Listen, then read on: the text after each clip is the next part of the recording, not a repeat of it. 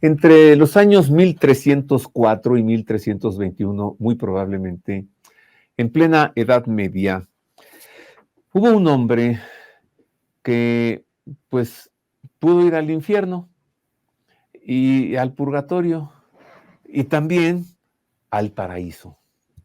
Y escribió esto y le puso por nombre La Comedia. Ahora se le conoce como la Divina Comedia.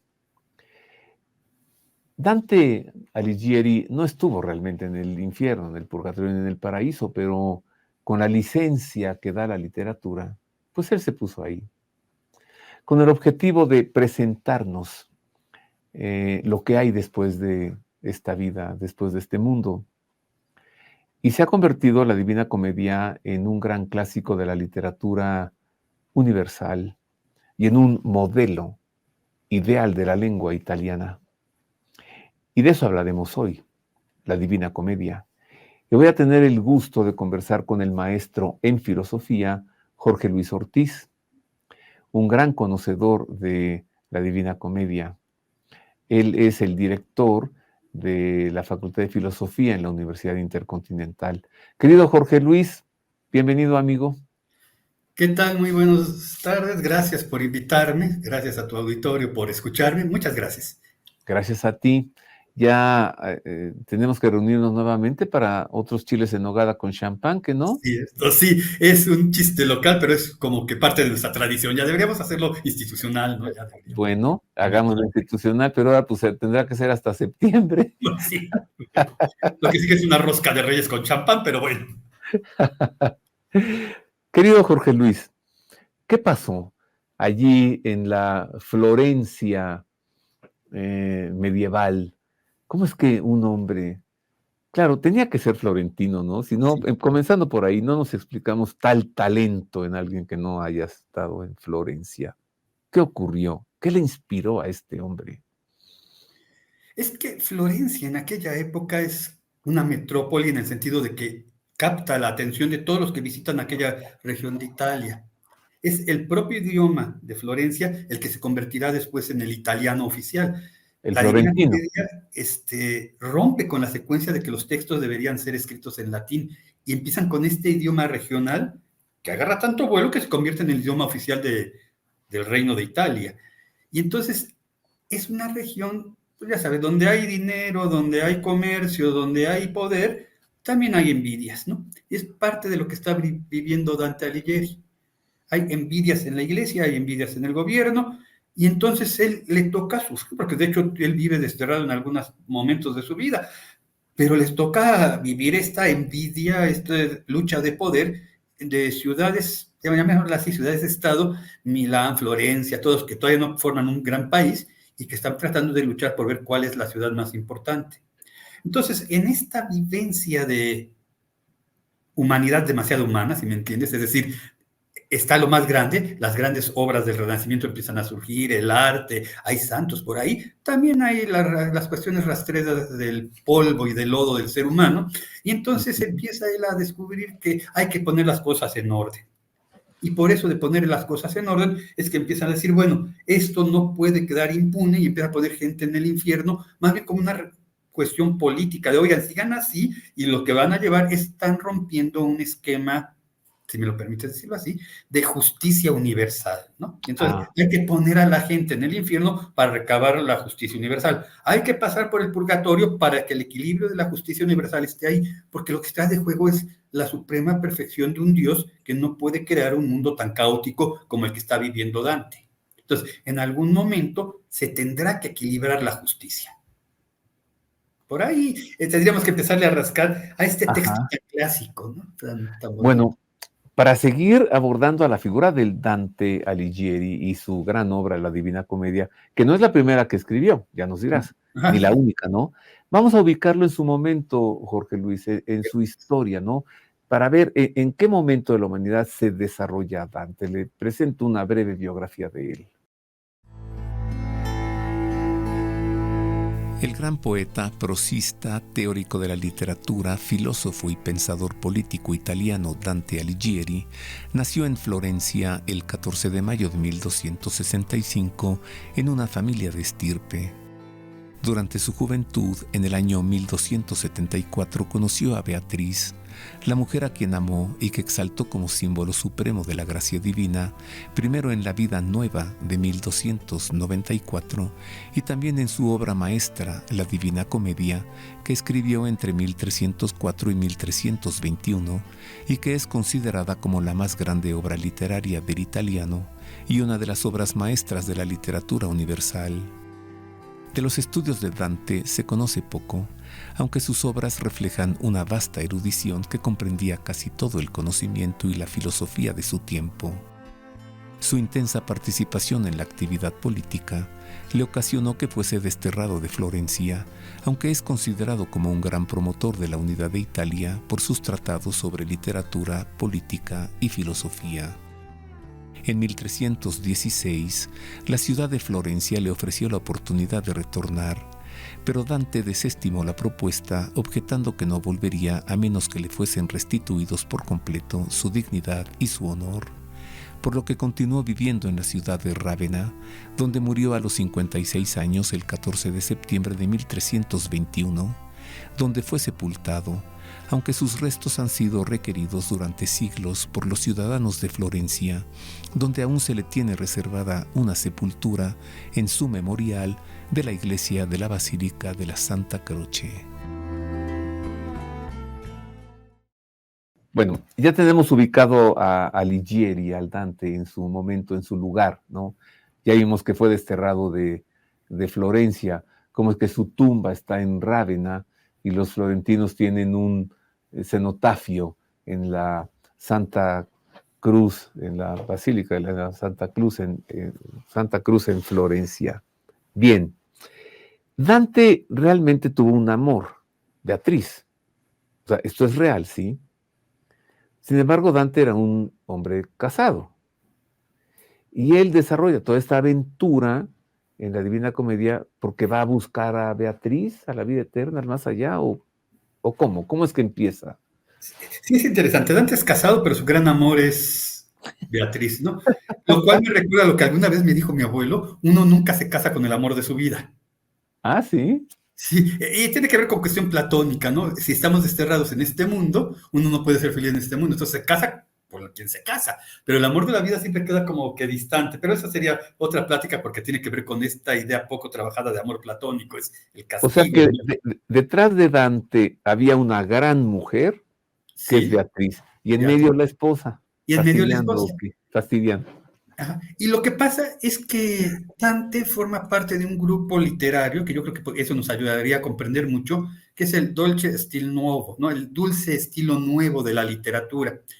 Que a diferencia, por ejemplo, de la literatura romántica de la Edad Media, que es un amor cortesano, caballeresco, erótico, así, empezamos en el Renacimiento con el Dolce Stil Nuovo, es decir, este nuevo estilo en donde el amor es más bien amor purificado, el amor que limpia, el amor que redime. Yo creo que en este sentido de estoy enamorado de alguien que no es mi esposa, necesito justificar que me puedo redimir.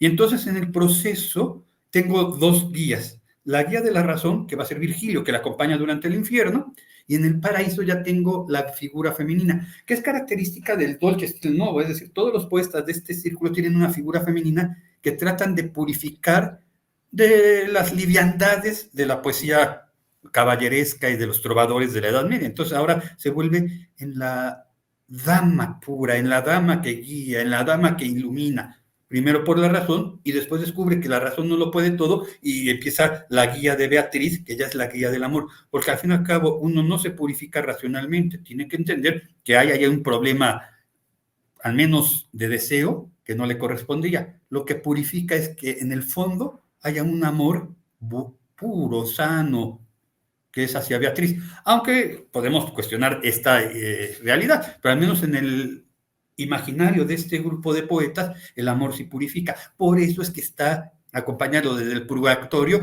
y en el cielo, porque es quien me logra salvar de las caídas que están castigadas en el infierno.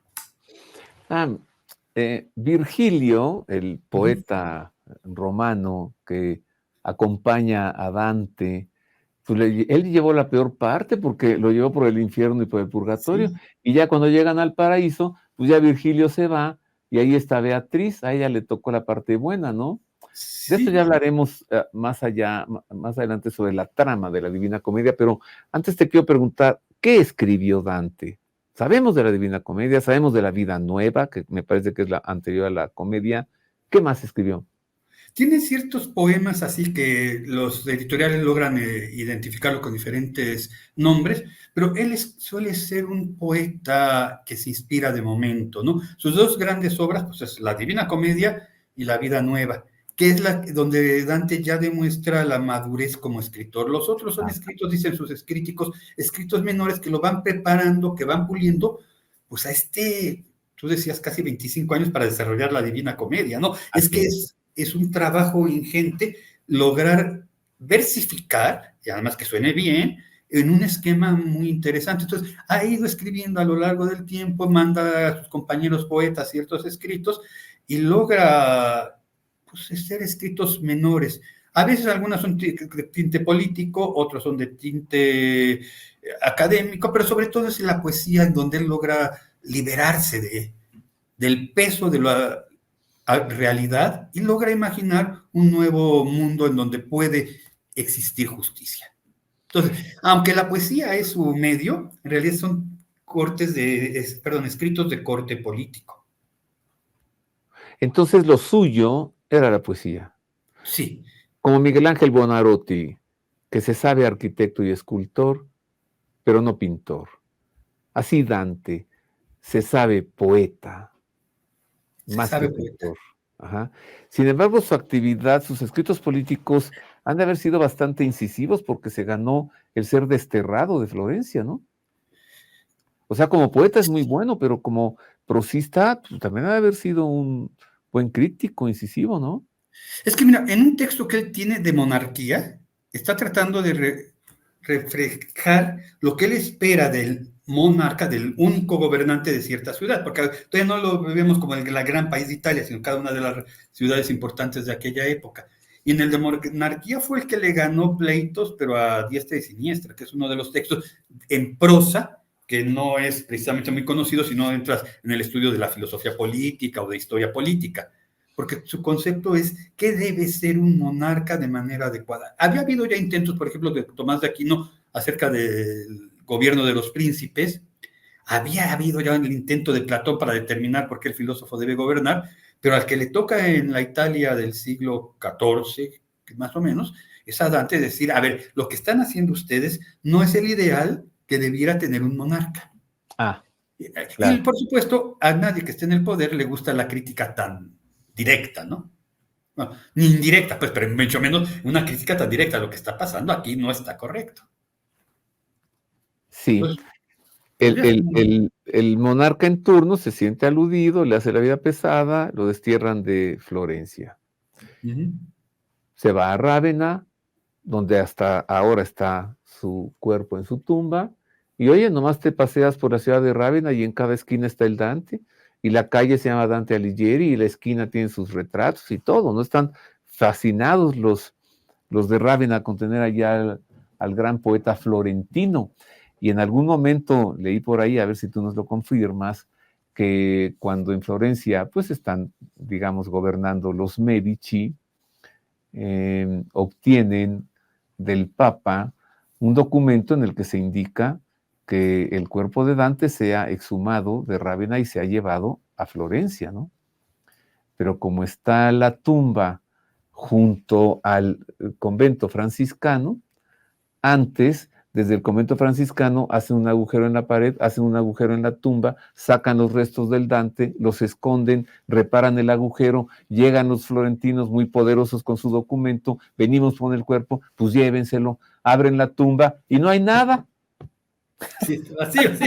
Alguien se los madrugó, sí. Se regresaron los florentinos a Florencia, volvieron a colocar los restos dentro de la tumba y ahí continúan hasta ahora, ¿no? Y mientras tanto, pues los florentinos le hicieron ese cenotafio en la iglesia de la Santa Cruz en Florencia. Cuánto extrañan a su poeta. Bueno, algo con Santa Teresa de Jesús, ¿no? Muy parecido, sí. Las monjas ¿cómo se llama? Ávila, pues quieren que esté allí y está en Alba de Tormes. Bueno, pero sigamos al Dante. A este Dante, por ejemplo, de la monarquía es interesante porque estamos ya pasando de la Edad Media a la Edad Moderna, ¿no? Estamos en el Renacimiento. La Edad Media era muy claro, el poder del emperador es un poder respaldado por el Papa, por eso Carlomagno tiene que ser coronado por León III. Ok. ¿Por qué? Porque es Dios el que le da el espaldarazo, por decirlo de alguna manera, el Papa da el espaldarazo en nombre de Dios, para que alguien que no nació en esta tierra sea mi gobernante, porque es emperador. O sea, no solo es de donde él nació, sino de una serie de países, ¿no? Carlomagno. Pero en la Edad Moderna, Dante empieza a decir, oigan, el sentido de esto es que cada quien se dedique a lo que se tiene que dedicar. El emperador a los asuntos civiles, y aquí es donde no gustó, y el Papa a los asuntos espirituales. Ah, sí. En la Edad Media todavía era esta imbricación entre política y iglesia, obispos, señores feudales, el conflicto de las investiduras, y Dante dice, a ver, si ya tienen que hacer para lo que fueron elegidos, o fueron escogidos, o fueron mandados al mundo por Dios, es uno a los asuntos temporales, y es el rey, y eso no le gustó al Papa, y el otro no se mete en asuntos espirituales, y eso no le gustó al emperador, porque ya no podía mangonar a los obispos, a los clérigos, a los poderes de la iglesia. Entonces, cuando Dante escribe este texto de la monarquía, se empieza él solo a acabar el destierro, ¿no? Porque hay gente que no le cuadra estas ideas. Claro, es que estamos en el siglo XIV, o sea, menos de 100 años más, y va a terminar la Edad Media. O sea, son casi ya, como dijiste, el cambio, el paso al Renacimiento, ¿no? Medio siglo, 40 años después, tenemos un evento que conmociona, y yo creo que eso le da sentido al texto que nos reúne hoy, la Divina Comedia, es esta idea de la peste negra, ¿eh? O sea, de repente Europa se encuentra con que parece que Dios nos está castigando, y ya cada quien saca sus conclusiones por qué. Y luego tenemos... hay que hacer el equilibrio universal se tiene que resarcir. Y luego tenemos otro evento. Resulta que América está allí y no sabíamos. Que es una conmoción, es que la verdad, ¿te acordarás en un programa que alguna vez hicimos sobre extraterrestres? Sí, lo que nos preguntábamos es, si hubiera vida en otro planeta, habría una conmoción incluso hasta en cuestiones apostólicas, sí, porque nos tenemos que enfrentar a una nueva realidad. Y luego recuerdo que decíamos, ¿y qué?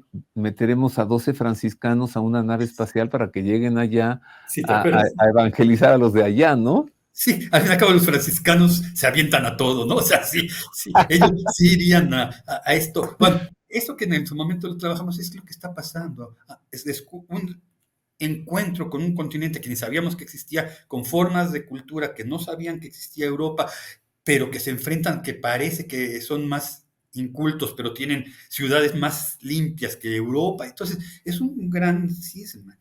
La peste negra, el descubrimiento de América, la separación entre el imperio y los estados-naciones, o sea, empiezan a surgir lo que nosotros conocemos ahora como países.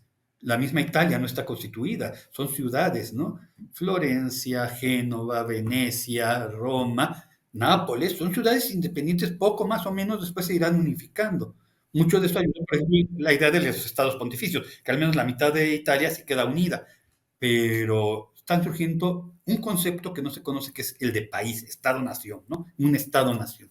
El imperio va a ir dejando de existir para que surjan esto, y un país se distingue también por su idioma. Por eso el latín deja de ser lengua universal y empiezan a surgir las lenguas locales, el castellano para España, el florentino tedesco para los italianos, y así se va cambiando el mundo.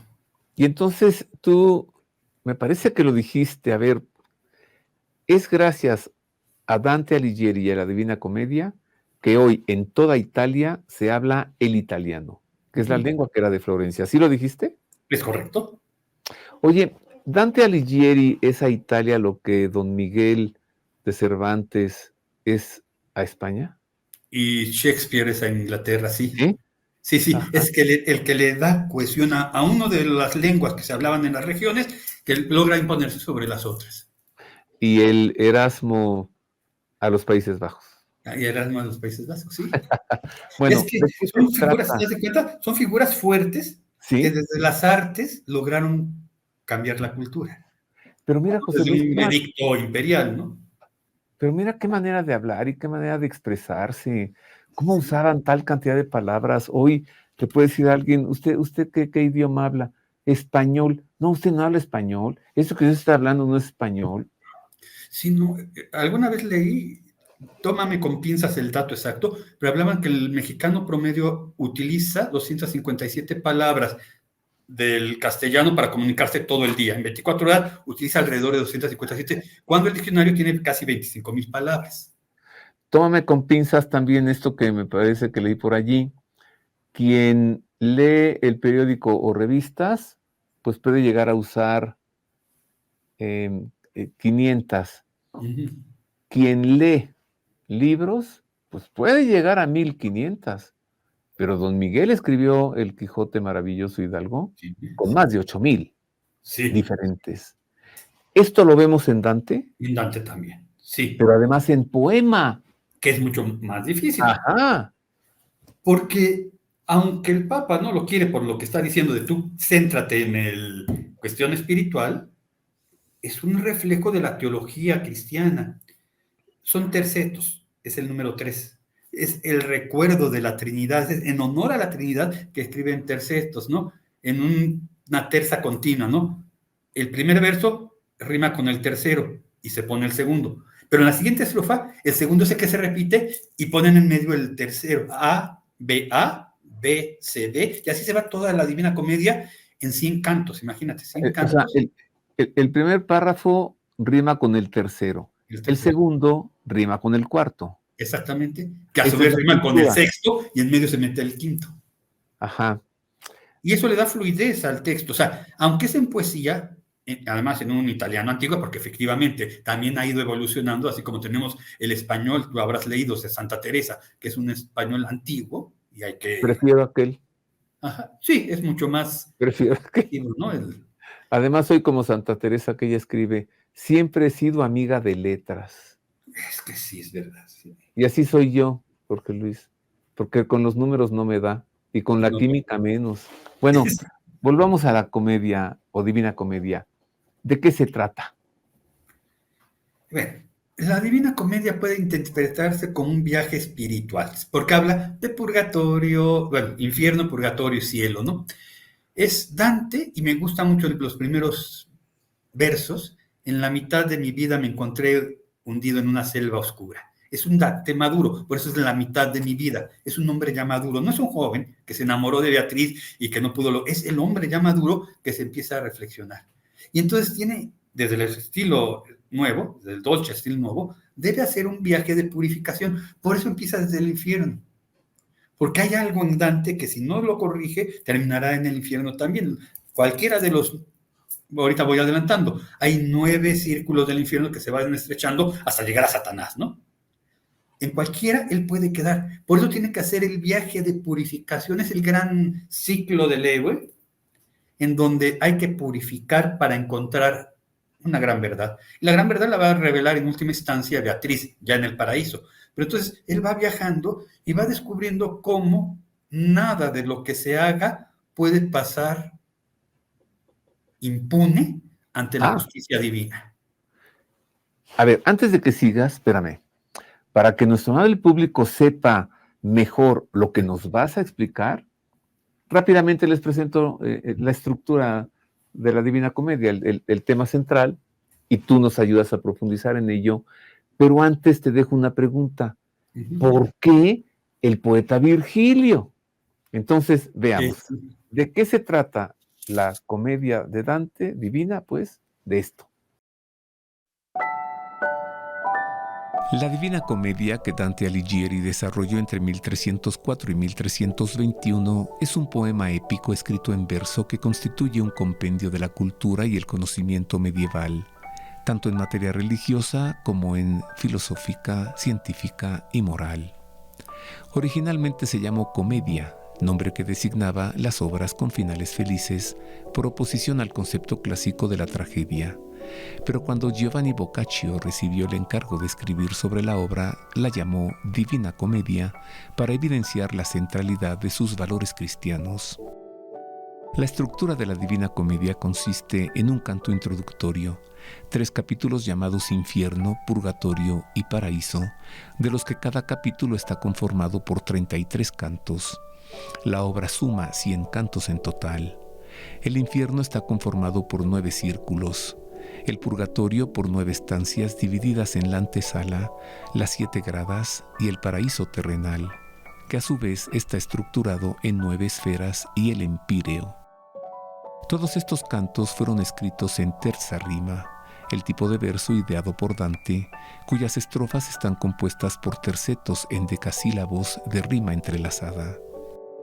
La trama de la obra consiste en que Dante, quien se constituye a sí mismo como el alter ego del poeta Virgilio, se encuentra perdido en medio de una selva oscura. Al amanecer llega a una montaña iluminada donde es asediado por 3 animales simbólicos: un leopardo, un león y una loba. El alma de Virgilio acude en su auxilio y le hace saber que su amada Beatriz le ha encomendado llevarlo hasta las puertas del paraíso, aunque para ello deberán cruzar primero el infierno y luego el purgatorio. En la primera parte de la travesía, Virgilio acompaña al peregrino a través de 9 círculos infernales, de los cuales Dante vislumbra los escarmientos que sufren los pecadores impíos. En la segunda parte, el poeta peregrino conoce el purgatorio, lugar en que las almas pecadoras, pero contritas, purifican sus pecados para ascender al cielo. En la tercera parte, Dante es recibido por Beatriz en las puertas del paraíso, aunque Virgilio tiene la entrada prohibida por haber sido pagano. Dante conoce y atestigua así la victoria de los santos y la gloria de Dios. Iluminado y convertido por la revelación, Dante regresa a la tierra y decide dar testimonio de su viaje en un poema que sirva de advertencia y consejo para la humanidad. Dante hace mención de diversos personajes de la historia antigua, bíblica y mitológica, y hace referencia a diversos personajes de la vida florentina del siglo XVI.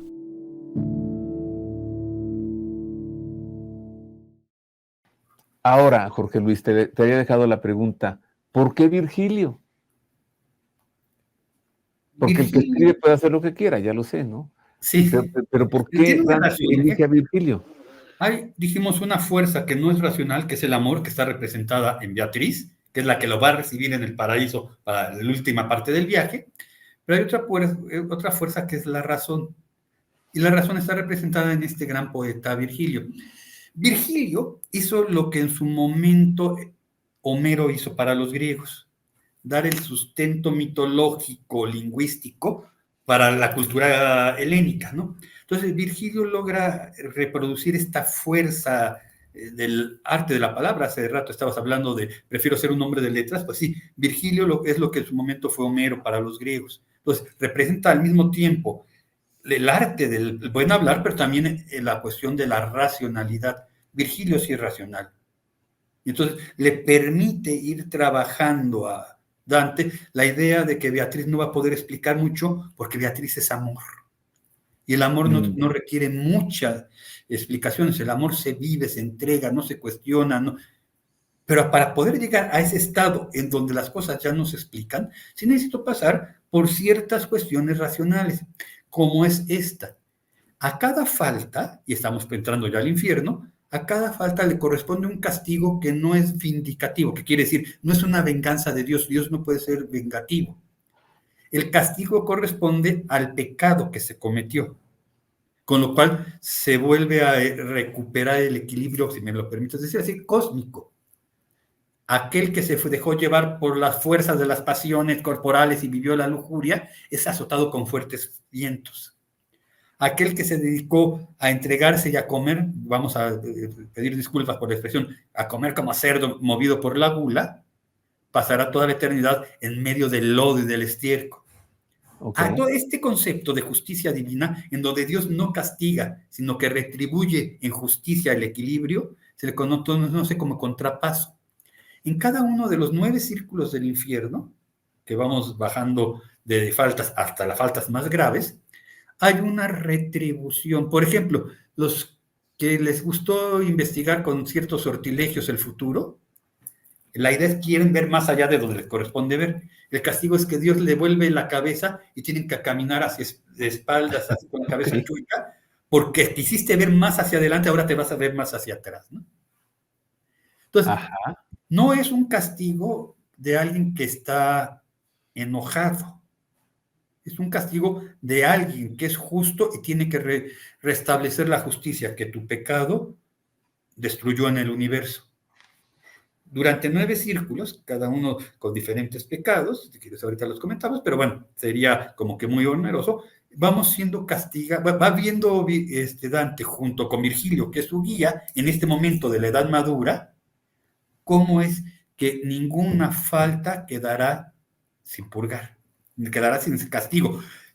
Pero buen teólogo, porque además como buen teólogo, el que te conoce la teología del momento es, pero Dios no lo hace por castigo.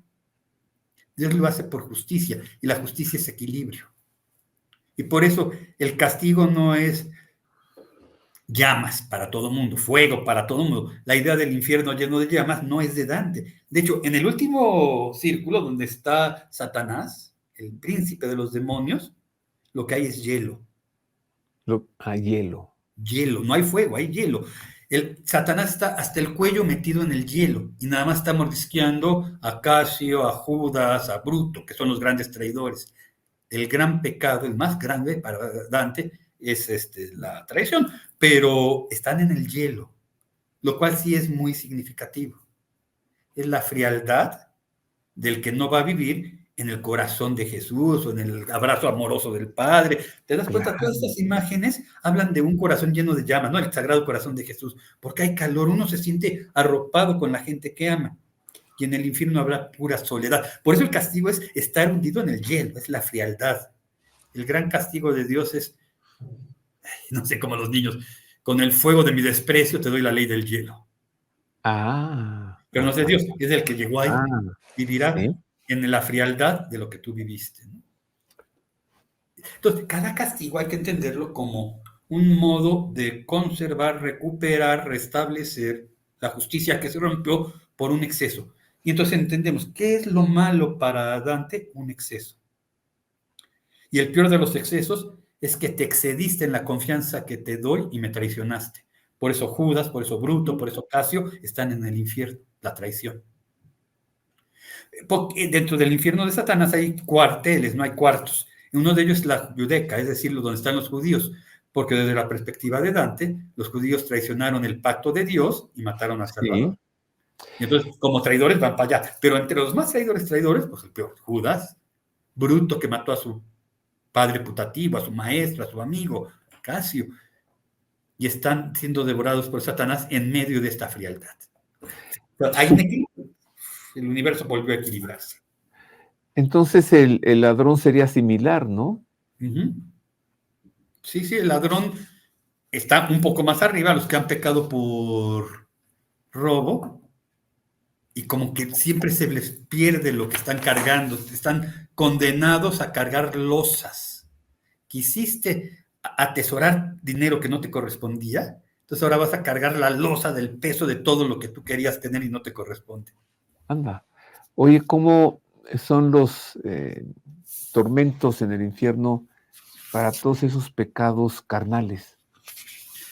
El viento los avienta contra las paredes de una montaña. Dante empieza a bajar en un cono, como una montaña, y entonces los pecados carnales son aventados contra la pared, porque se dejaron guiar por las pasiones, como si fueran aventados por las pasiones. No pudiste poner freno, o sea, lo que es la templanza, pues ahora te vas a dejar guiar por el viento que te azotará contra las montañas todo el tiempo. Es contrapaso, eso es el contrapaso. ¿Qué otros pecados presenta Dante en el infierno? Bueno, nos hablaste de traición, gula, pecados carnales. Los pecados carnales. Tenemos, por ejemplo, los pecados de los quiromantes, ¿se acuerdan? Los de la brujería, de los que quieren ver. Los adivinadores, que quieren conocer el futuro. Les voltean su rostro para el otro lado. Entonces están representando los peores pecados, la traición a los amigos, los que mintieron, los que se atragantaron. Entonces, los 9 círculos recorren los 7 pecados capitales, más los pecados contra la comunidad. Por eso el último es la traición. Porque en la traición se junta, dice Dante, o podemos leer entre líneas de Dante, se junta lo peor de todo. Mentiste, fuiste hipócrita, te dejaste guiar por deseos o de cosas materiales o deseos de cosas carnales, ¿no? El que traiciona tiene un bien, comillas, tiene un objetivo que le hace recurrir a muchos pecados para poder cometer la traición. Entonces Ajá. están los 7 pecados más estos pecados sociales. Y al último, el traidor que utiliza a todos para conseguir lo que corresponde. Wow. ¿Qué? ¿Ya nos vas a sacar del infierno? Bueno, sí. ¿Nos vamos al purgatorio? Vámonos al purgatorio, así que es muy bonito el purgatorio. Ah, sí. Porque en esta idea del purgatorio, tenemos ahora sí, ya no 9 círculos, sino 7 escalones que vuelven a subir. Bajé hasta el fondo, por eso es infierno, ínferos, lo que está hasta abajo, dentro, y ahora tengo que ir subiendo. Y nosotros tenemos que subir resarciendo todos los pecados, ¿no? ¿Quién no ha pecado en alguno de los que vamos a mencionar? Son como cornisas, ¿no? Son como escalones que van subiendo poco a poco hasta llegar al cielo, pero todavía no puedo entrar al cielo, tengo que purificarme. En el primero, por ejemplo, la soberbia, que es el pecado de los pecados, ¿no? Al fin y al cabo es no obedecer, es el pecado de Satanás, no obedeceré. Cuando nosotros no purificamos la soberbia, pues no podremos purificar los otros. Por eso el castigo es humíllate, el soberbio no se humilla. ¿Y cómo te voy a humillar? Te voy a cargar con pesadas piedras en la espalda para que durante un tiempo estés caminando encorvado. Ajá. Y ese es el pecado contra los soberbios, que todos nosotros podemos tener soberbia. Una vez que te purificaste, pasas a la siguiente cornisa, y la siguiente cornisa es el de la envidia. El de la envidia no disfruta lo que tiene, ¿te das cuenta? Si tú vives envidiando al otro, lo que sí tienes no lo disfruta. Sí. Entonces, tus vestiduras, para que todo el mundo sepa que estás purgado, son grises. Ni blanca ni negra, ni roja ni amarillita. Son grises y tienes los ojos cosidos con alambres, para que no andes añorando lo de los demás. Ah. O sea, al fin y al cabo, el que tiene envidia es porque vio que el otro tiene lo que yo no tengo, y en lugar de dar gracias por el bien ajeno, por el bien que tengo, sí. Tengo una actitud gris y además lo deseo. Ah, sí, pues entonces te cosemos los ojos con alambres un tiempo para que aprendas a no mirar con envidia a los demás. Ya superaste la soberbia, ya superaste la envidia, pues ahora hay que dominar algo que nos cuesta mucho trabajo, la ira. Y la ira te ofusca, no sé si has oído eso, estoy ciego de la ira. Pues ándale, si estás ciego de la ira, ahora por un tiempo vas a estar caminando en medio de densas nubes de humo que te ciegan y sofocan. Porque te dejaste cegar por la ira. Entonces vamos a purificar ahora. ¿Te acuerdas en esta idea? Yo no castigo, sino es una consecuencia lógica de tu pecado, pues no vas a ver y vas a tener que caminar entre un humo que te sofoca durante un tiempo. Ahora, ya como que lo peor ya está purgado, ¿no? La soberbia, la envidia, la ira.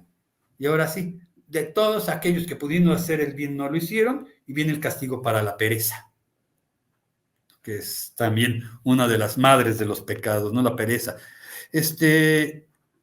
Por alguna fuerza especial, los perezosos, lo vas a creer, se la pasan corriendo sin cesar.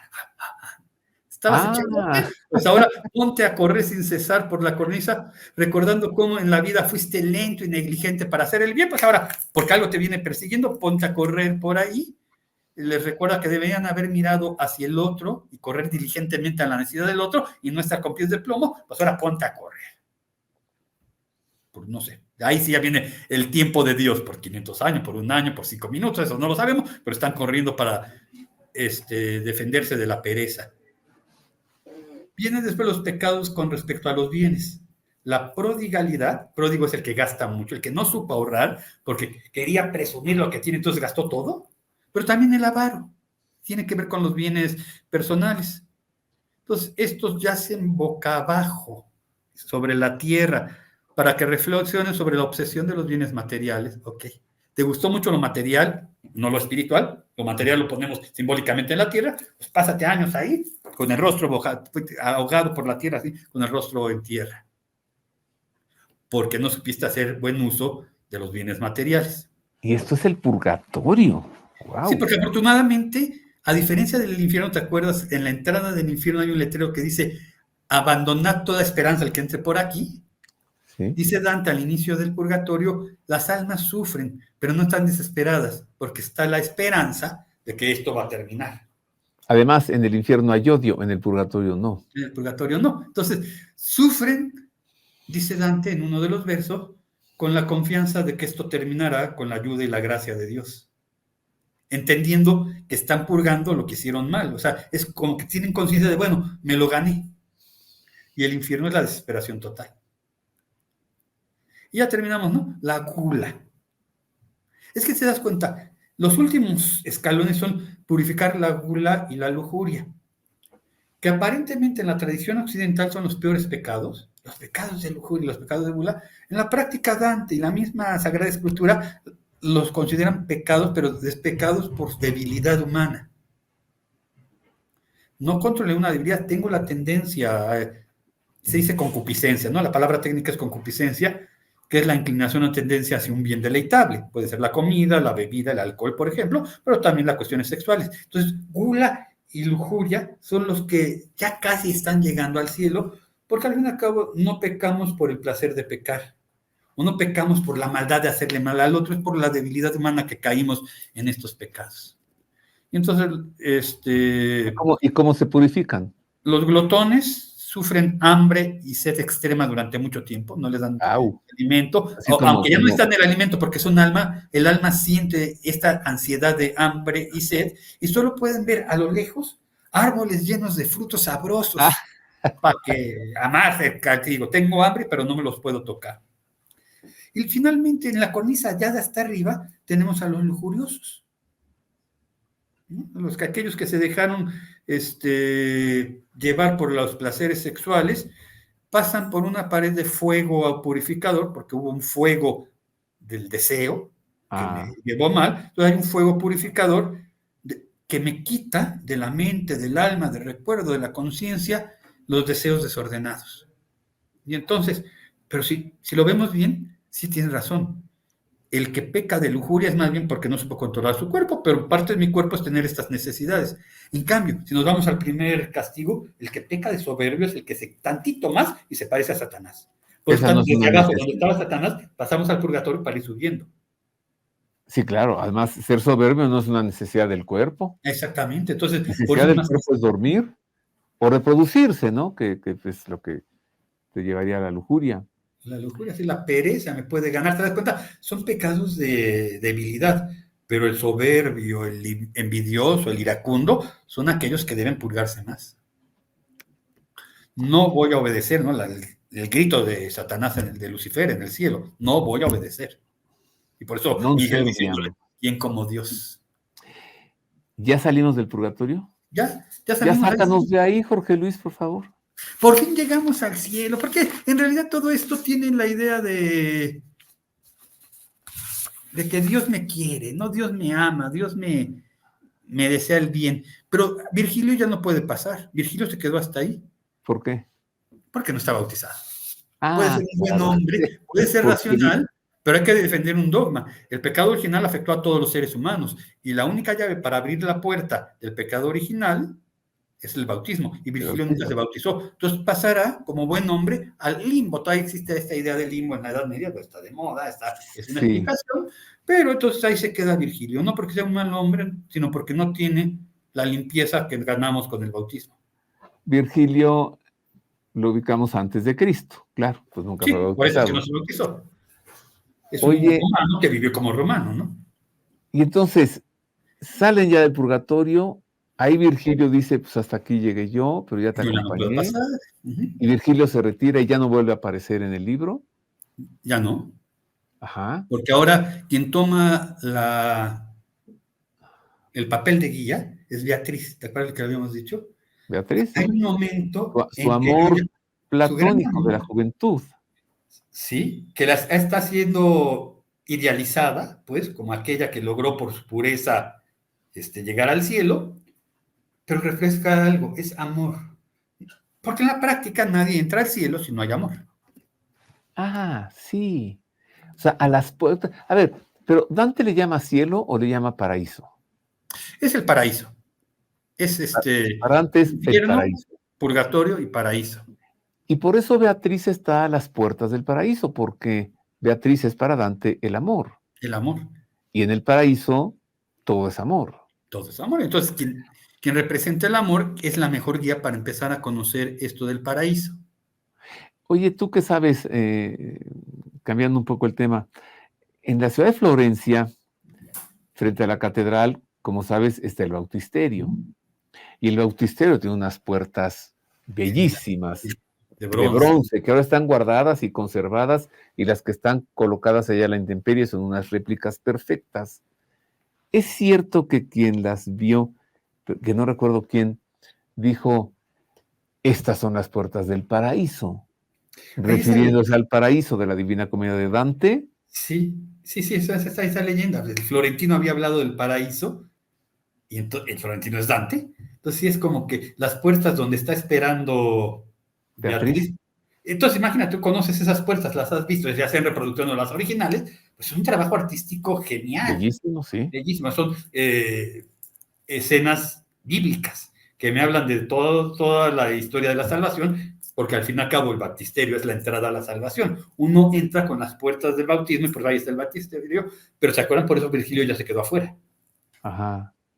Estas son las puertas del paraíso, ¿no? Eso, sí, bueno, ¿no?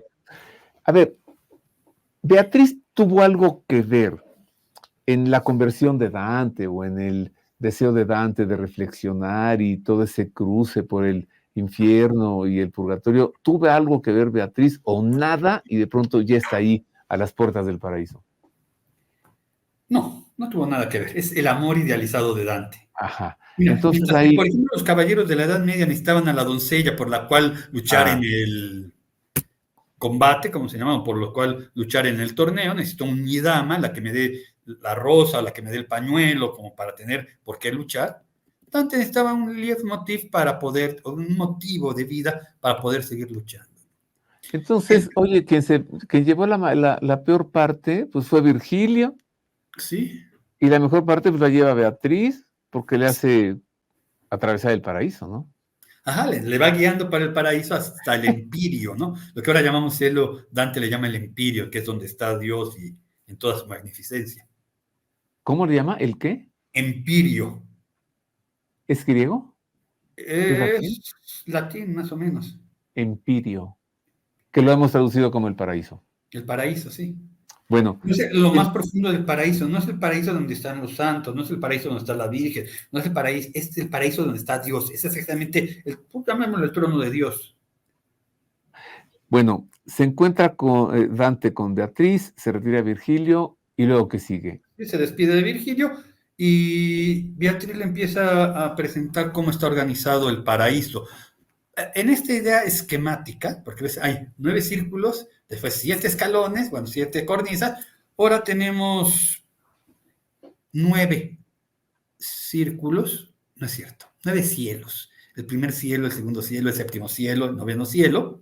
Por eso es que sí, le podemos llamar cielo, pero tiene que ver con una cosmología, es decir, con una astronomía de corte aristotélico.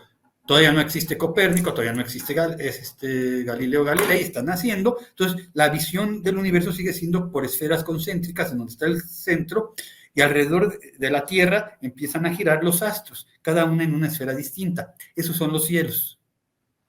Bueno, porque todavía no ha habido telescopio para demostrar que ahí en la Luna no está Dios, ¿no? Pero... Mira qué bien visto, o sea, el paraíso se compone de varios cielos. De varios cielos, sí. Cuando en la práctica nosotros decimos que la Virgen merece hiperdulía, por ejemplo, y los santos dulía, es porque cada quien alcanzará la plenitud y bienaventuranza al nivel que tiene. Todos estaremos plenos. El que es un vasito tequilero, así de chiquito, de alegría, pero es lo que pudo hacer en esta vida. El que tiene un tinaco enorme de 1000 litros será pleno también, pero todos estaremos plenos, nadie necesitaremos más felicidad que la que tengamos. pero eso nos va colocando con respecto a la cercanía del empirio.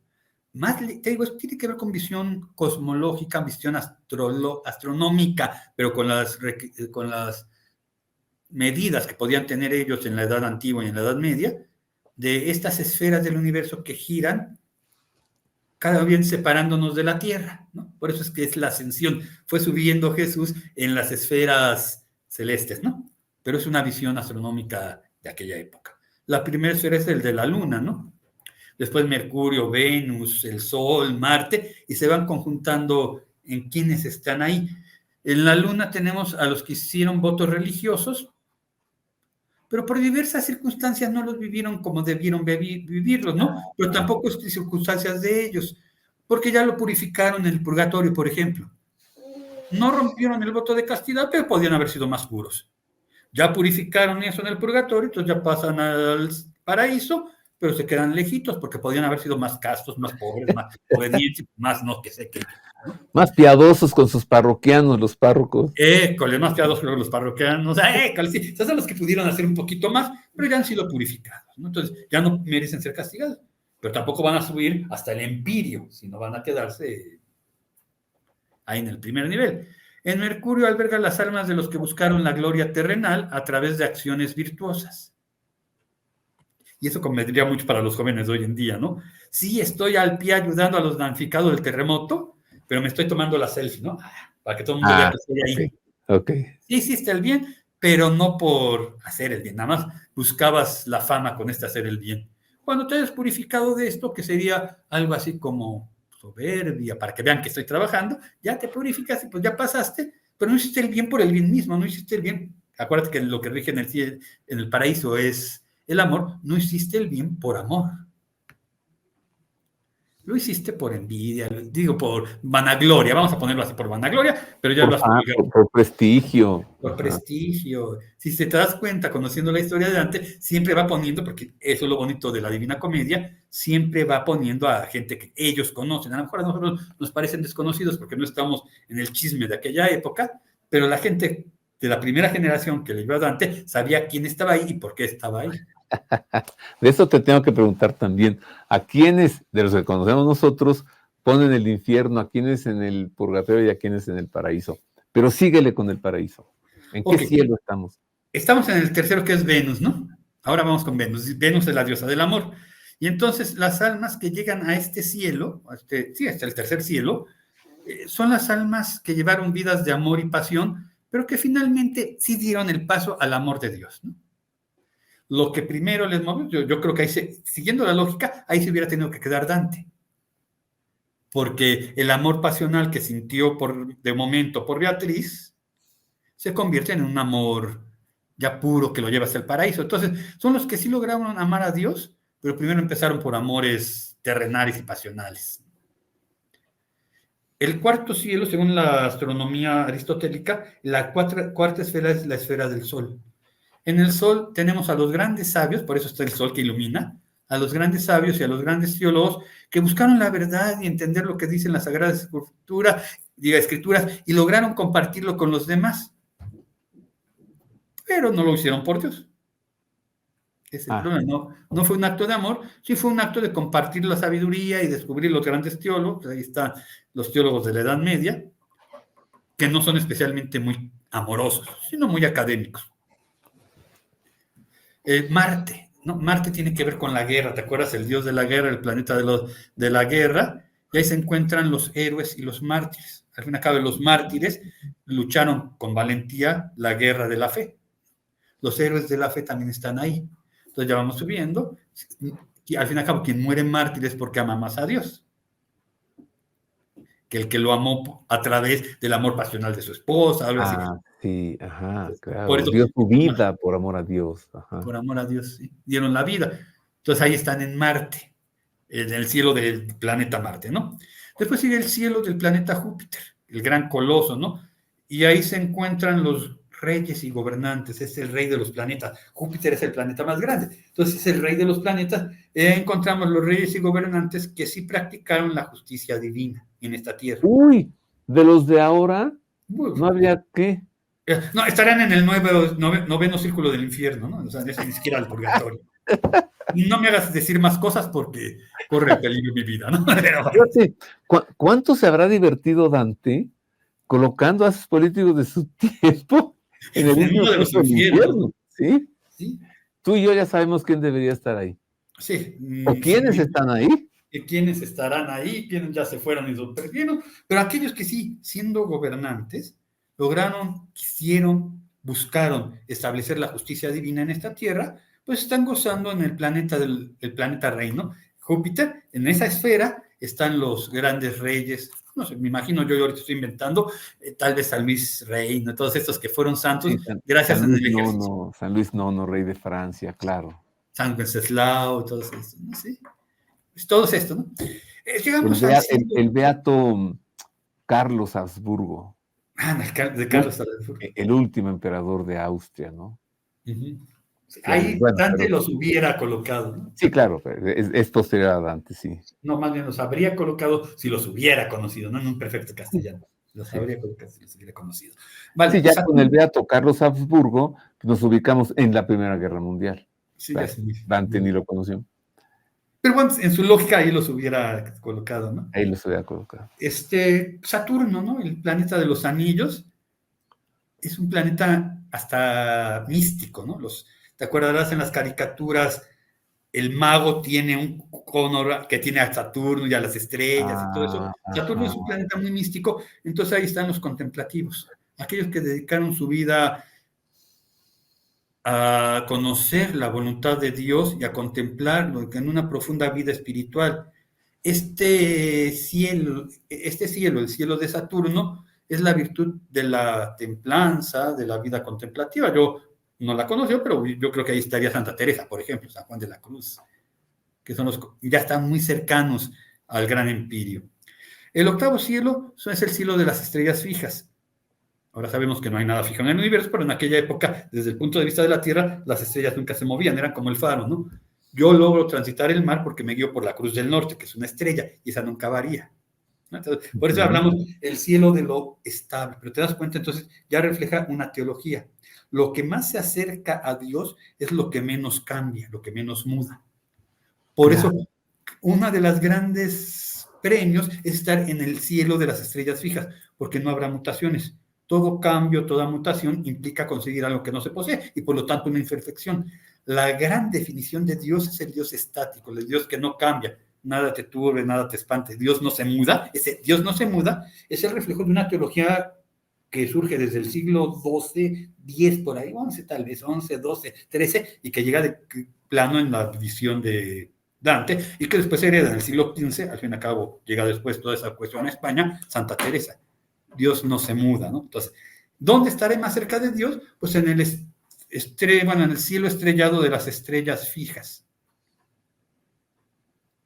Llego al cristalino, noveno cielo. ¿Cuántos son? 9 cielos. Porque después viene el empirio, donde está Dios. Todavía en el noveno cielo estamos muy cerca de Dios, pero no está Dios. Ahí tenemos los que experimentan la presencia de Dios muy viva, ¿no? Mientras que, por ejemplo, en las estrellas fijas tenemos a los que tienen nivel heroico de la fe, esperanza y caridad, que son virtudes teologales. En el noveno cielo tenemos a los que experimentan la presencia de Dios, pero no son Dios. Y ahí tenemos, por ejemplo, a los ángeles, que tienen la perfecta cercanía de Dios y el amor que sostiene el universo. Por eso es que Satanás se enojó mucho, porque en este cielo iba a estar un ser humano, María. Entonces ahí viene, ¿te acuerdas? Uno de los grandes pecados, los de los hasta abajo, la envidia, la soberbia. Porque alguien que no debiera estar ahí, porque está diseñado para ángeles y arcángeles, serafines y querubines, de repente hay un ser humano ahí.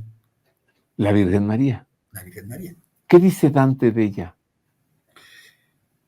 No menciona mucho porque estaría traicionando a su gran amor, que es Beatriz.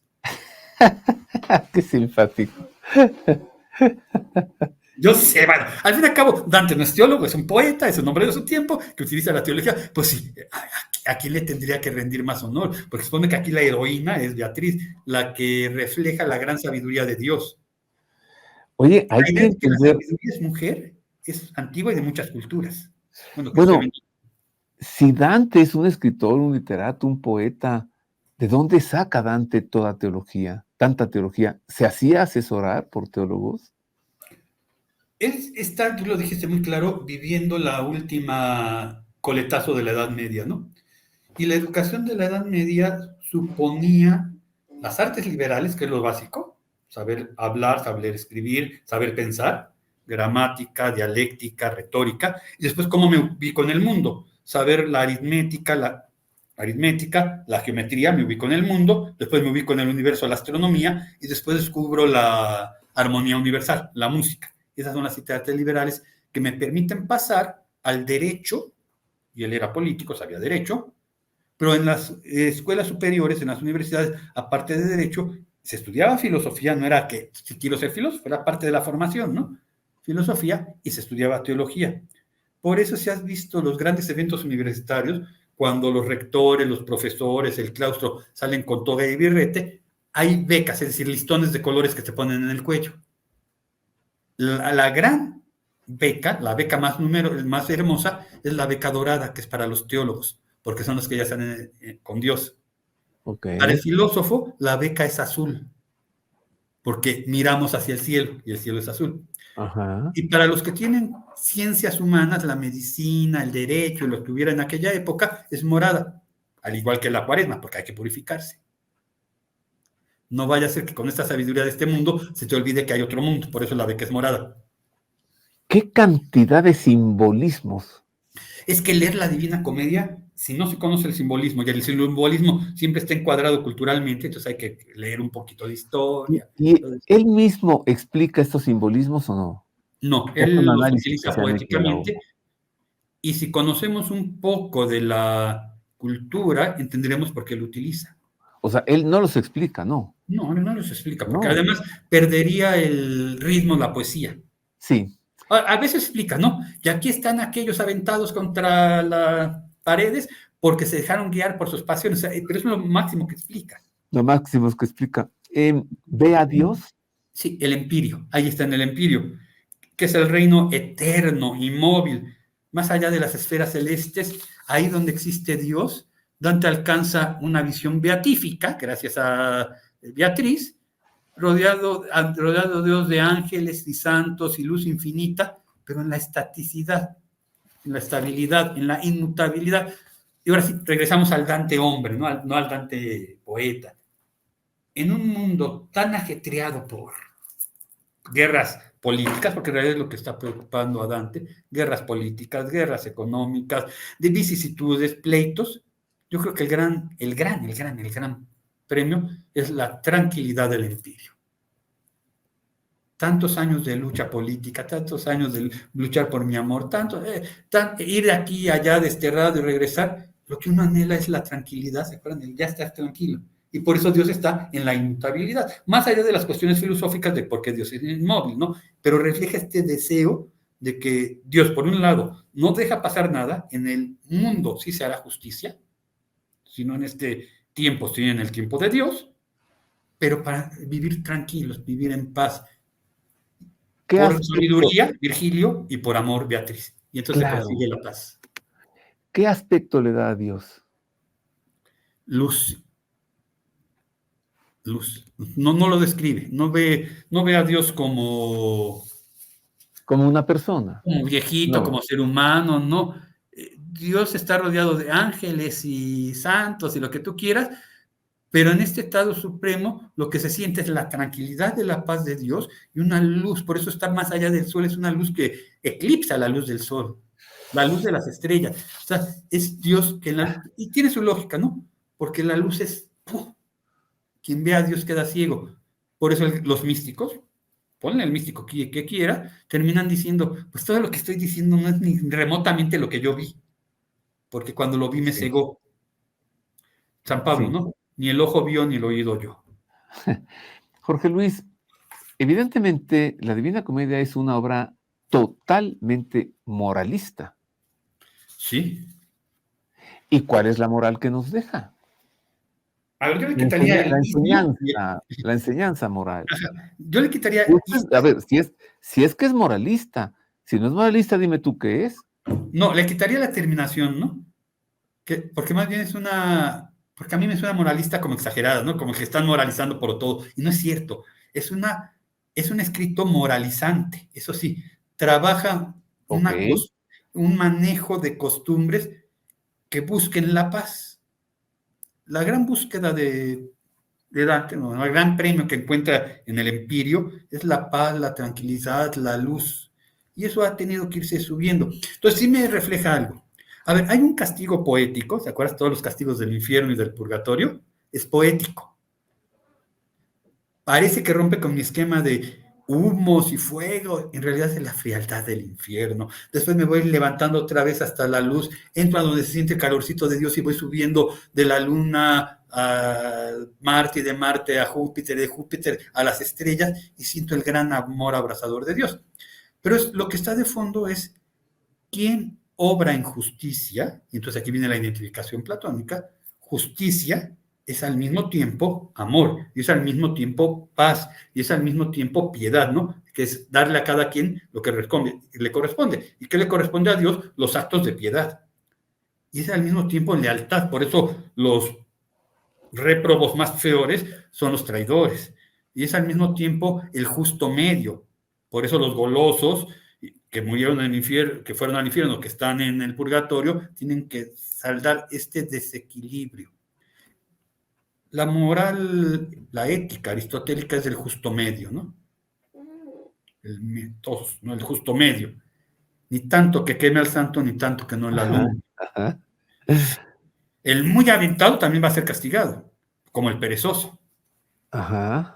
Porque se trata de buscar un universo equilibrado. Entonces sí es moralizante. La gente tiene que obrar, la gran enseñanza, la gente tiene que obrar en justicia para cumplir con el plan de Dios. En justicia. Entonces habría que hacer todo un tratado de lo que es la justicia, ¿no? Pero tienen que obrar en justicia. La Divina Comedia no es moralista, es moralizante. Sí. Entonces, en el caso de Dante, de Virgilio y de Beatriz, ellos están representando a la humanidad, ¿o no?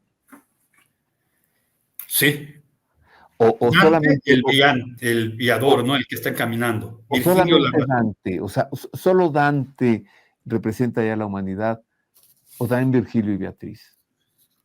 No, Virgilio y Beatriz han logrado llegar a la meta. Ya están del otro lado, ¿no? Dante está en la mitad de su vida. Y lo que aprende de Virgilio y de Dante es cómo llegó al paraíso.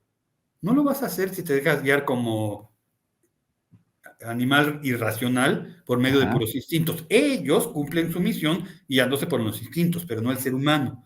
Por eso primero tiene que haber razón, y es todo lo que camina con Virgilio, y tiene que haber amor. Al leer la Divina Comedia, me leo a mí. O sea, sí, me reflejo yo en ella, sí. Me encuentro yo allí. O sea, no se trata de leer una aventura, sí, o ver una película, o un viaje fantástico. La Divina Comedia está hablando de mí, ¿sí? Es un reflejo de la humanidad. Es un reflejo de la humanidad. De la humanidad madura, es decir, cuando por fin entendiste para qué estás en este mundo, sí, por eso es el hombre maduro, es cuando descubres todo esto. Entonces, a ver, cuando me cuestiono qué hago aquí, para qué estoy aquí, entonces puedo emprender un viaje de mí mismo buscando lo que viene en mi vida, o la condenación eterna, o la expiación, o el paraíso, ¿sí? Sí, exactamente. Pero acuérdate todavía antes del infierno, caminando yo en una selva oscura. O sea, es el momento cuando yo no sé hacia dónde voy, pero ya debería saber, cuando yo me planteo todos los riesgos que implica romper con la justicia cósmica, que en realidad para Dante es la justicia divina, y empiezo el camino al infierno. Pero es a la mitad de mi vida, yo ya debería saber qué estoy haciendo aquí. Si todavía estoy en una selva oscura porque no sé para dónde voy, hay que ponerse a reflexionar y después amar. Hay personas que nunca dan ni siquiera el primer paso porque ni se ven en una selva oscura ni meditan en esto. O si están en una selva oscura, les viene valiendo sorbete. Qué padre está aquí.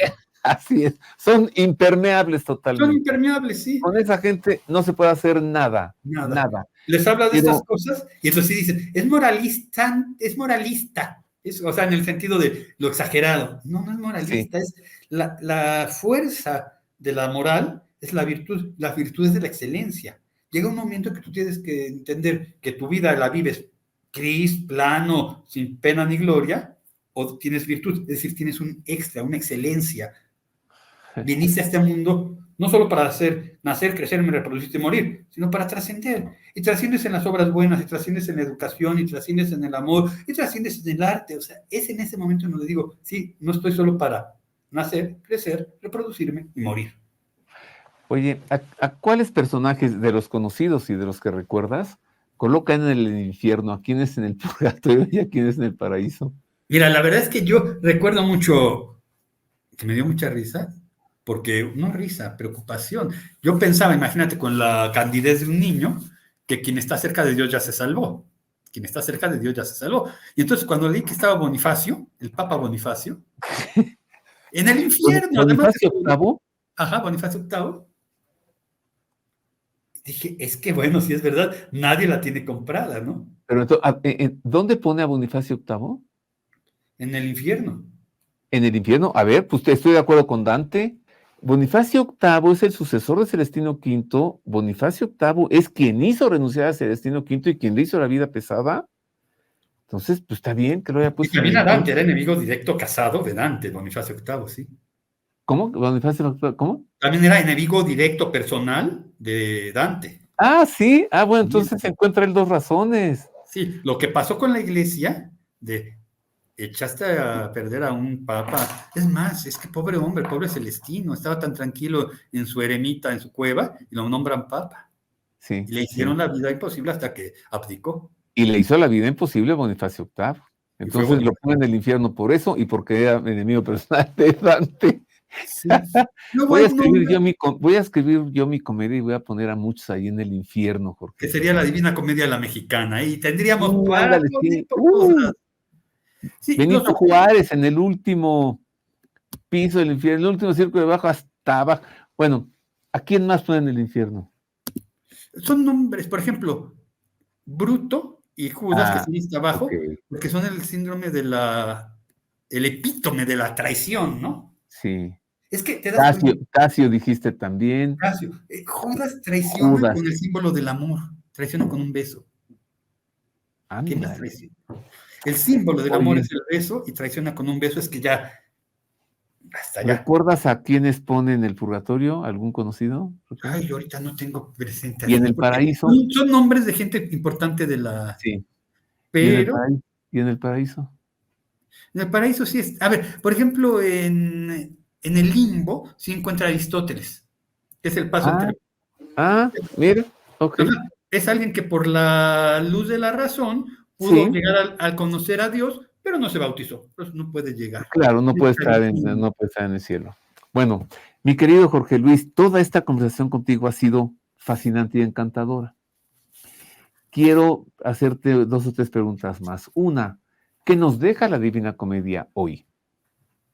A quienes la leemos, por supuesto, porque si no la leen, pues son impermeables otra vez. Se creen que nada más hay Satanás, no es cierto, es todo un camino espiritual. Es que eso es importante. A ver, mira, yo creo que el nombre que le damos, el adjetivo divina se le puso después. Sí. Dante le puso la comedia. Sí, y no porque haya muchas cosas, no porque haya muchas cosas de risa. Es que en el género literario de aquella época solo hay 2 rubros, ¿no? O la tragedia y la comedia. ¿Cuál es la diferencia? En la tragedia todo sale mal. Haga lo que haga el héroe, al final le va a ir mal.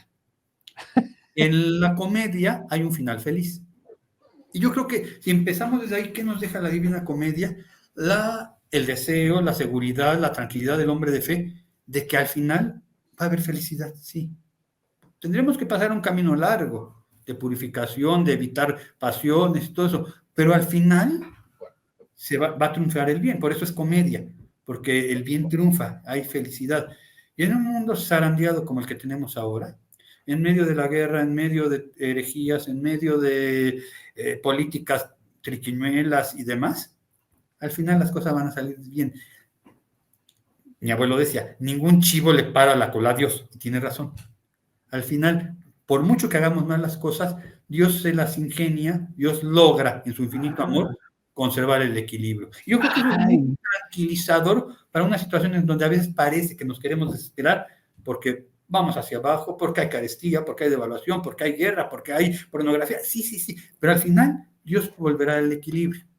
La existencia humana es comedia, no porque nos riamos, sino porque al final las cosas van a salir bien. Sí le Claro, ponemos. tenemos la salvación, o sea, salvados ya estamos. Ya estamos. Ahora, ¿qué voy a hacer cuando de pronto me encuentre en medio de esta selva oscura y no recapacito en que debo ganarme esa salvación, ¿no? Sí, O me voy al infierno, laureles, ¿no? o me voy al paraíso. Oye, te hago una pregunta idiota. No, nunca hay pregunta idiota, nunca. Esta sí. Dígame. Ahí te va. ¿Recomiendas leer la Divina Comedia? Sí, desde luego. Primero, para los auditorio que sean muy jóvenes, no les recomiendo que lean la Divina Comedia en el italiano antiguo o en la traducción española tal cual. Hay versiones simplificadas, ¿no? A un chico de 11, 12 años se le puede dar la Divina Comedia, pero en estas versiones simplificadas, ¿no? Porque tienen que empezar a entender, yo diría desde los 7 años por la edad de razón, pero vamos a dejarlos tantito tranquilos, 10, 11, 12 años, que empiezan a leer versiones simplificadas de la Divina Comedia, resúmenes, incluso historietas guiadas, en donde lo que les enseñan es, vale la pena ser virtuoso, vale la pena evitar el mal. Y no tanto por el temor al castigo, sino por el amor a Dios, porque en realidad todo lo que se mueve es por amor. Ajá. A los jóvenes ya tendríamos que ponerles una traducción normal. Y a los maduros volvamos a leerlo nosotros ahora en esta vida, ya con una traducción comentada, ¿no? Porque eso ya disfrutamos. Esto viene del aristotelismo. Aquí Bonifacio VIII se peleó con Celestino y entonces también se peleó con los de Guelfo.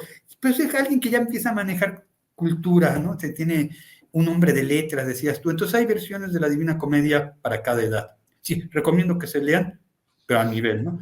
Darle una versión tabicosa de un español casi textual del italiano, pues a un joven los aburrimos, ¿no? Y explícales, lo que vas a ver aquí no es la Guerra de las Galaxias, no es Venom, no es ninguno de los superhéroes. Es la vivencia del ser humano cuando se pregunta qué sentido tiene la vida. Sin embargo, querido Jorge Luis, en su tiempo, a inicios del siglo XIV, creo que Dante hizo mucho más de lo que hoy se hace con esos personajes fantásticos de los cómics, Superman, que el Hombre Araña, que todo eso. O sea, él se hizo todo un mundo. Y le dio sentido al mundo, que sí tenía. O sea, digo, creo que superó toda fantasía de lo que hoy se hace. Sí. Hay que leer a ese hombre. Al grado tal que el concepto de infierno sigue siendo muy, oigamos la palabra, dantesco. Sí, ¿verdad? Porque viene de la descripción de Dante. Sí, sí. Que también deberíamos, en tal caso, referirnos a lo bello y lo bueno, hablando del paraíso, como también dantesco. Como dantesco, que serían los grandes extremos. Porque al final... Gracias, querido Jorge Luis. ¿Tienes una conclusión más, querido amigo? Seamos humanos como Dante, ¿no? Atrevámonos a amar a alguien con la fuerza que él amó a Beatriz, atrevámonos a amarnos las letras con la fuerza que admiró a Virgilio, y eso nos hace más humanos. No vivamos en lo pedestre de todos los días, hay trascendencia. Qué maravillosa conclusión, una conclusión dantesca. Dantesca, ok, pero sin sentido peyorativo. No, claro, dantesca porque está llena de esperanza. Exactamente. ¿Cómo dijiste? No vivamos los días, ¿cómo dijiste? De una manera pedestre. Pedestre. Sí. O sea, a nivel de los pies, a nivel del cielo. ¿Sabes cómo también? ¿Perdón? Como hormigas, que mira las hormigas cómo son muy organizadas, además son siempre como inquietitas, van y vienen, pero van marchando en filita, pero siempre van mirando hacia abajo. Las hormigas nunca levantan la cabeza hacia el cielo. O sea, sí, no vivamos así como hormigas, muy ordenados, muy cumpliditas, muy agitadas, todo, pero nos estamos perdiendo de mirar más allá. Solo pervive cultural. Anthropos, de donde viene antropología, anthropos, significa animal que mira hacia arriba. Seamos anthropos. Muchas gracias de nuevo, querido Jorge Luis. Gracias, Roberto, por la invitación. Qué placer platicar. Se fue rápido el tiempo. Es un privilegio conversar contigo. Y para usted, querido público, es un privilegio poder presentarle pues algo de lo que hoy que se necesita mucho, ¿no? Que es lo sabio, lo justo y lo bueno. Agradezco el favor de su atención. Espero que estos comentarios y reflexiones de Jorge Luis Ortiz nos lleven, pues no solo a leer la Divina Comedia, sino también a ser mejores y a levantar la vista hacia el cielo, hacia el paraíso, hacia Dios, con la certeza de que eso es para nosotros. Gracias por el favor de su atención. Como siempre le deseo que Dios le guarde. Gracias.